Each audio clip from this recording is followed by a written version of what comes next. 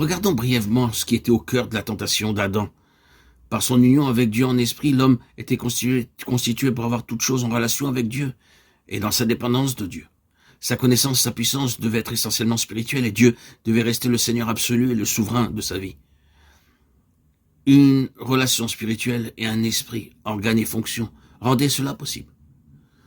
La tentation donc consista pour Adam à avoir toutes les choses en soi-même. Cela était possible. Et c'est la suggestion qui lui fut faite. Et il pouvait devenir un être se dirigeant lui-même, se possédant lui-même, se suffisant à lui-même. Un être indépendant. Pour arriver à ce but, il était futile d'en appeler à l'esprit qui était dans l'homme, car cela aurait signifié que la question serait soumise à Dieu. Il fallait donc approcher l'organe conscient de lui-même. C'est ainsi que la raison, le désir et la volonté, les facultés de l'âme furent assaillis. Au lieu de permettre à son esprit de se remettre à Dieu, l'homme agit indépendamment, ce qui eut les résultats les plus terribles que l'on puisse concevoir. Premièrement, Dieu, dans sa souveraineté et sa seigneurie absolue, fut mis de côté par l'homme, et Satan reçut sa place comme celui qui doit être obéi. C'était là ce que Satan désirait par-dessus tout, c'est-à-dire être le Dieu de ce monde. Ensuite, l'esprit de l'homme, qui avait été si sérieusement violé, cessa d'être le lien entre lui et Dieu. La communion avec Dieu, qui est toujours spirituelle, fut détruite, et l'esprit fut assujetti à l'âme de l'homme. En ce qui concerne cet homme, il mourut pour Dieu, mort par vos fautes et vos péchés. Éphésiens 2:1. L'âme en arriva ainsi à dominer l'esprit.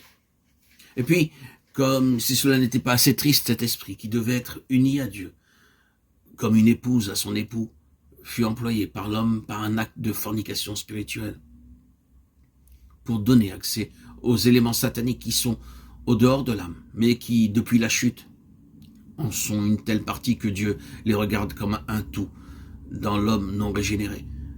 C'est ce qui est désigné dans le Nouveau Testament par le terme de charnel.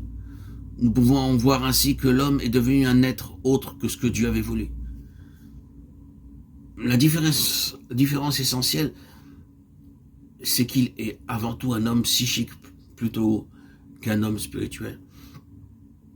Il ne faut pas une intelligence extraordinaire pour voir combien cette création est devenue un ordre de l'âme. Tout le système qui gouverne ce monde est psychologique.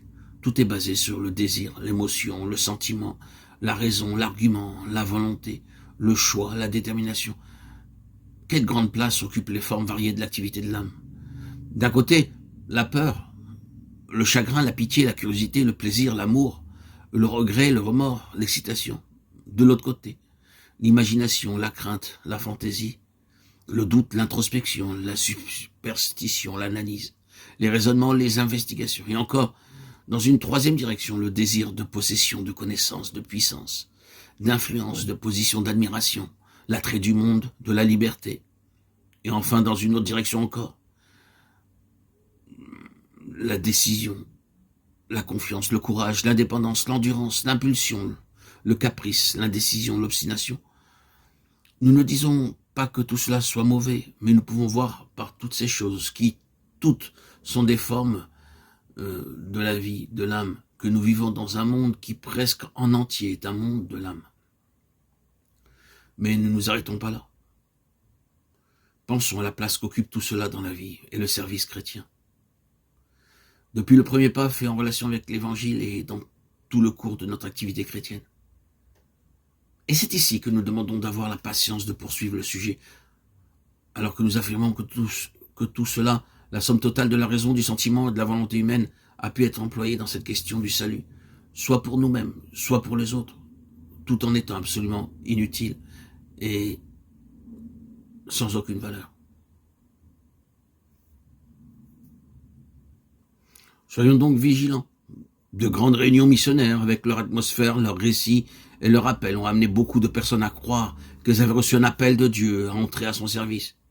Mais le temps a prouvé dans un très grand nombre de cas que cela n'était pas né de l'esprit, mais de la force de l'âme de l'homme.